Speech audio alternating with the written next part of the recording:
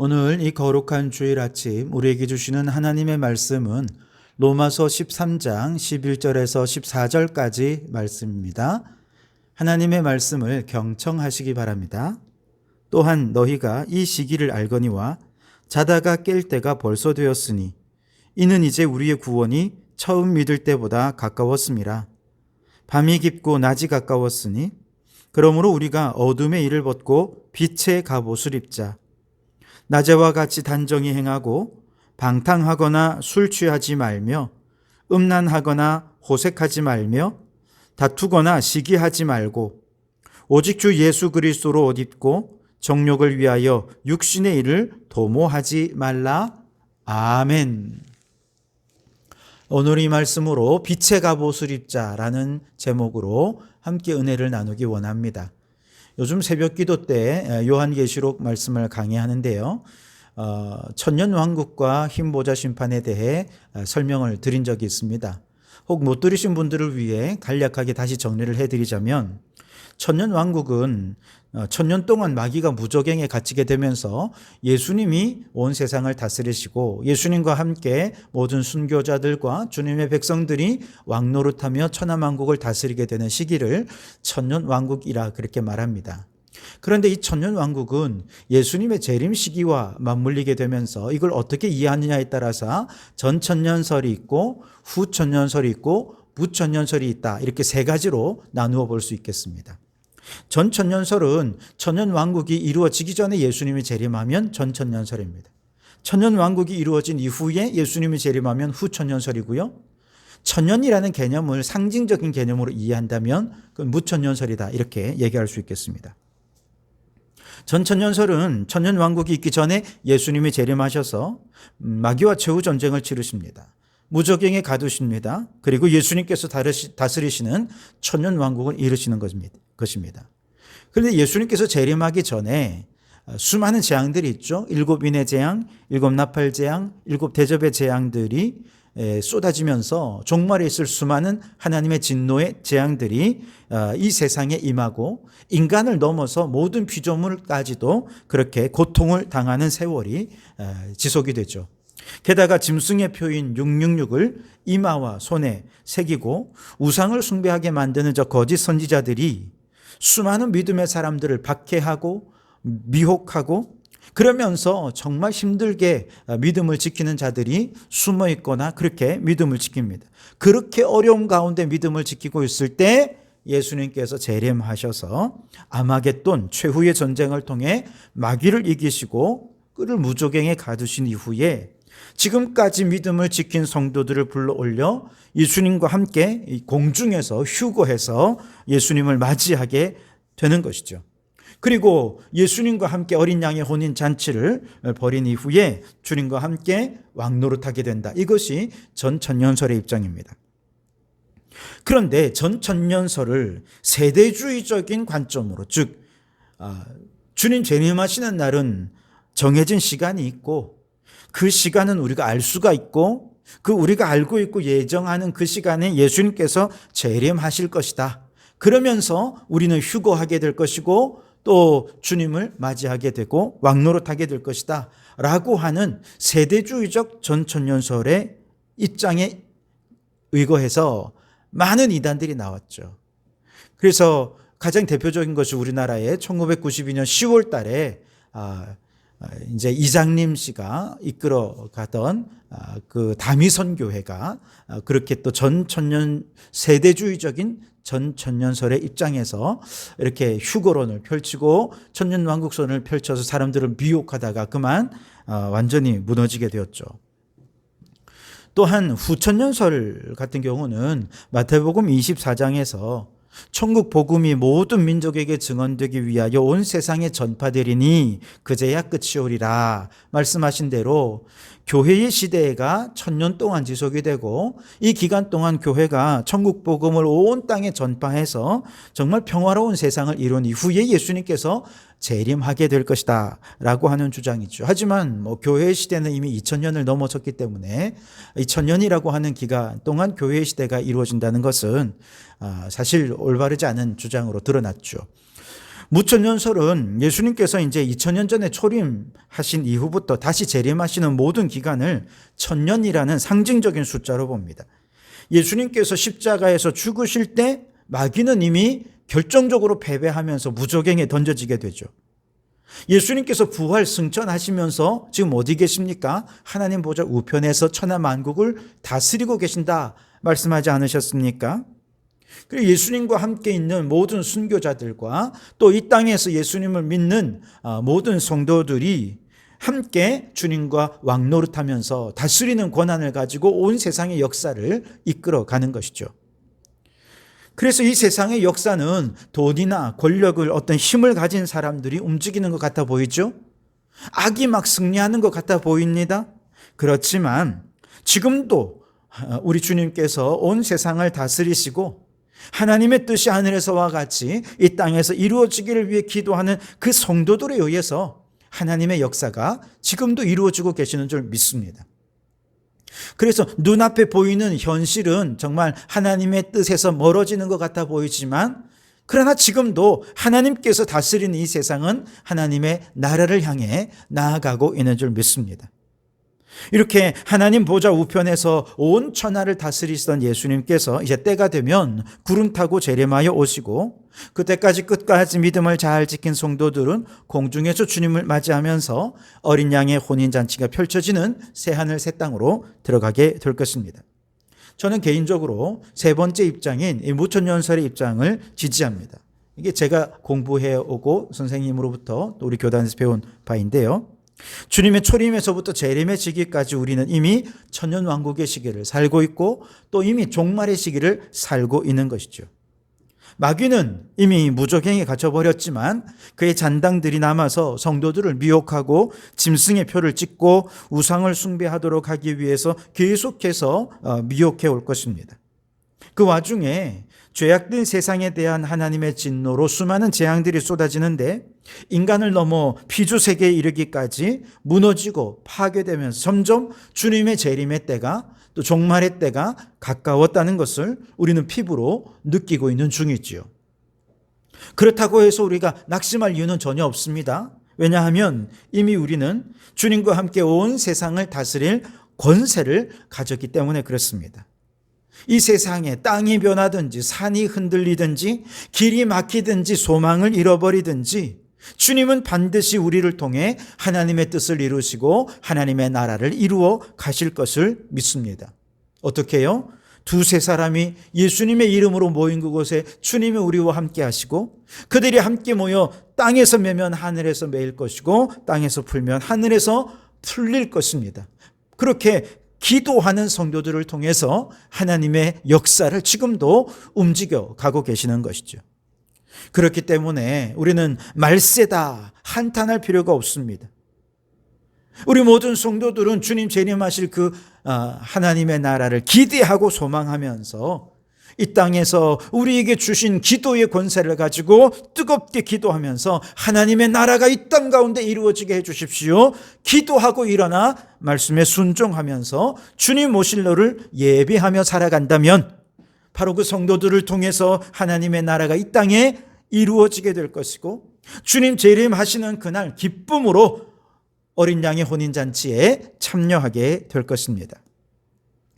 이와 같은 우리가 살고 있는 이 천년왕국의 시기 또 종말의 시기를 가리켜서 오늘 성경에는 이렇게 말씀하시는데요. 11절을 보시면 또한 너희가 이 시기를 알거니와 자다가 깰 때가 벌써 되었으니 이는 이제 우리의 구원이 처음 믿을 때보다 가까웠음이라 라고 말씀하십니다. 우선 이 시기를 알거니와 라고 말씀하시지요. 이 시기는 무엇을 말하는 것입니까? 이미 우리가 종말의 시대, 천년왕국의 시대를 살아가고 있다라고 하는 것을 이미 알고 있지 않느냐라는 것입니다. 이걸 알아야 한다는 것입니다. 사람들은 생각합니다. 아유, 언젠간 종말이 오겠지. 그러나 지금은 아닌 것 같아. 아니, 종말이 안 올 수도 있어. 그런데 막연한 그 종말 때문에 오늘 내가 염려하고 걱정하며 살 필요는 없지 않아? 아이고, 지금 먹고 살기도 너무 바쁜데 내 문제가 너무 커서 내 코가 석잔데 일어나지도 않은 종말의 일을 가지고 왜 긴장하며 살아야 되지? 여러분, 그렇게 생각하지 말라는 것입니다. 이 시기를 알아야 된다는 거예요. 이 시기가 이미 종말의 시기 가운데 있고 이미 우리에게는 천년왕국의 거룩한 권세가 있음을 깨닫고, 한편으로는 종말론적인 위기감과 긴장을 가지고 다른 한편으로는 기도하면서 일어나 순종하며 하나님의 나라를 위해 헌신하며 살아가라는 것이죠. 여러분, 젊은이들은 죽음에 대해 그렇게 걱정하지 않습니다. 많은 젊은이들이 죽음을 멀리 있다고 생각합니다. 그러나 젊다고 죽음이 그와 상관이 없는 것입니까? 그렇지 않죠. 죽음은 누구에게나 찾아옵니다. 언제 죽음이 찾아올지 그 누구도 알 수 없습니다. 그런데 청년들은 생각하죠. 나는 아직 젊고 죽음이 언제 찾아올지 알지 못하는데 죽음 때문에 너무 진지하게 고민하며 살지 말고 오늘 이 젊음을 좀 즐기며 살자. 그러면서 죽음 이후의 삶에 대해서, 영원한 삶에 대해 아무런 준비도 없이 그렇게 살아가다가 어느 날 갑자기 준비 없이 죽음을 맞이하게 된다면 그때 가서 후회하지 않겠습니까? 아이고, 그때 예수님 좀 더 잘 믿을 걸. 여러분, 그렇다고 해서 이러다가 죽으면 어떡하지? 맨날 그 걱정하며 살라는 얘기가 아니잖아요. 진지하게 죽음과 죽음 이후의 영원한 삶을 생각하고 오늘 죽는다 하더라도 후회함 없기 위해서 죽음 이후를 준비하며 살아가자 하는 말씀입니다. 마찬가지로 오늘 주님 재림하여 오신다 하더라도 주님 앞에서 부끄러움이 없도록 오늘이 이미 종말의 때임을 확신하면서 진지하게 그 종말론적인 믿음, 종말론적인 신앙으로 살아가야 한다는 것이죠. 이것이 이 시기를 알거니와 라고 하는 말씀의 의미입니다. 자, 그렇다면 종말론적 믿음으로 산다는 것은 어떤 의미일까요? 둘째로 오늘 말씀해 보시면 자다가 깰 때가 벌써 되었다라고 하는 말씀이 그 의미를 설명해 주는데요. 종말론적 믿음으로 산다는 것은 잠에 취해 있지 않고 깨어있는 삶을 산다라고 하는 의미라는 것이죠. 영적인 잠에 빠져 있지 말고 이제는 영적으로 깨어있는 삶을 살아야 한다는 것입니다. 그렇다면 우리를 영적인 잠에 빠져들게 만드는 요소들은 무엇이 있을까요? 그것은 이 세상의 것에 취해서 종말과 심판을 생각하지 못하게 만드는 모든 것들이 다 여기에 해당이 되죠. 예를 들어 세상에서 성공하고 출세하는 것 생각하느라 하나님의 심판의 때를 준비하지 않는다면 그는 이미 영적인 잠에 빠져 있는 것입니다. 세상에 돈 버는 재미, 놀러 다니는 재미, 술 마시고 성적인 욕망을 채우는 재미에 빠져서 죽음 이후에 지옥이 있다는 사실을 두려워하지 않고 산다면 그는 이미 영적인 잠에 빠져 있는 것입니다. 노아 시대를 가리켜서 왜 죄가 온 세상에 관영하다 가득했다라고 말씀하셨을까요? 그 시대가 오늘 이 시대보다 더 악해서 그런 것일까요? 살인, 강도, 폐륜, 음란이 지금보다 훨씬 더 심각해서 그랬을까요? 그게 아닙니다. 누가복음 17장 말씀에 보면 그들이 지은 죄는 너무 평범합니다. 먹고 마시고 시집가고 장가가고 사업하고 밭 갈고 일하다가 그냥 홍수가 나서 멸망한 것입니다. 그들이 범한 가장 큰 죄는 이러한 세상의 즐거움에 빠져서 잠이 들어서 하나님이 심판하실 것이라고 하는 경고의 메시지에 깨어있지 못했다는 사실입니다. 아무리 노아가 경고를 한다 해도 그 모든 경고의 메시지를 무시하고 오늘 먹고 마시고 즐기는 일에 자신의 삶을 들이면서 결국 하나님의 심판의 대상이 되어버리고 말았던 것이죠. 오늘날도 마찬가지입니다. 오늘 우리의 가장 큰 죄는 무엇이냐? 우리의 평범한 일상에 있습니다. 너무 평범하게 일회용품을 사용해서 음식을 먹고 플라스틱 컵과 빨대로 음료를 마시고 이산화탄소를 배출하는 생활에 젖어서 일하고 시집가고 장가가고 그렇게 자연스럽게 일상생활을 하느라고 인류가 멸망한다. 지구가 심하게 열이 나고 있다. 이미 주님 오실 날이 가까워 오고 있다라고 아무리 경고해도 듣지 않는다는 것이죠. 홍수가 나고 지진이 나고 산불이 나고 기상이변이 속출해도 너무 깊이 잠들어 있어서 이러한 생활 습관들을 변화시킬 엄두도 내지 못하고 있는 것이죠. 그러나 이제 깰 때가 됐다는 거예요. 무엇에 대하여 깨어 있어야 되느냐? 셋째로 우리의 구원이 처음 믿을 때보다 가까웠음을 알아야 된다. 여기에 깨어 있으라는 거예요. 우리가 깨어 있어야 할 대상이 뭐냐?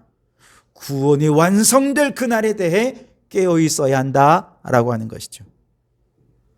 우리의 구원은 크게 세 단계로 구분할 수 있는데요. 우선 구원은 예수님을 처음 믿을 때 구원을 받죠. 우리는 이것을 중생한다, 거듭났다 이렇게 말합니다. 그러나 구원은 이것으로 끝난 것이 아닙니다. 빌립보서 2장 12절 말씀해 보면 항상 복종하여 두렵고 떨림으로 너희 구원을 이루라라고 말씀하십니다. 우리가 이루어 가야 할 구원이 남아있는데 그것을 성화라고 말합니다.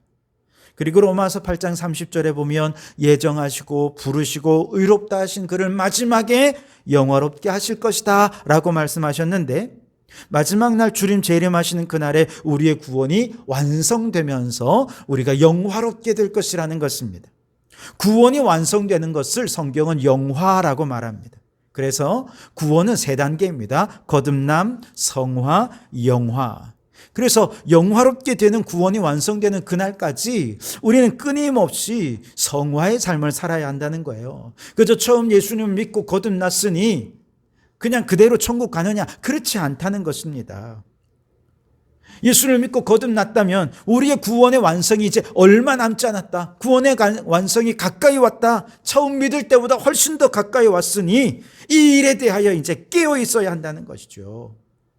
그리고 거룩한 성화의 삶을 살기 위해 힘써야 되는데 어떻게 두렵고 떨림으로 이 구원을 위해 이루며 살아가야 될 것인가? 오늘 12절에서는 이렇게 두렵고 떨림으로 구원을 이루는 성화의 삶을 옷을 입는 것으로 비유하여 설명하고 있습니다. 12절 중반에 보시면 그러므로 우리가 어둠의 일을 벗고 빛의 갑옷을 입자라고 말씀하십니다. 여러분, 밤에 잠을 잘 때는 잠옷을 입죠. 낮에 일할 때는 평상복을 입거나 일하는 작업복을 입거나 뭐 그렇게 하지 않습니까?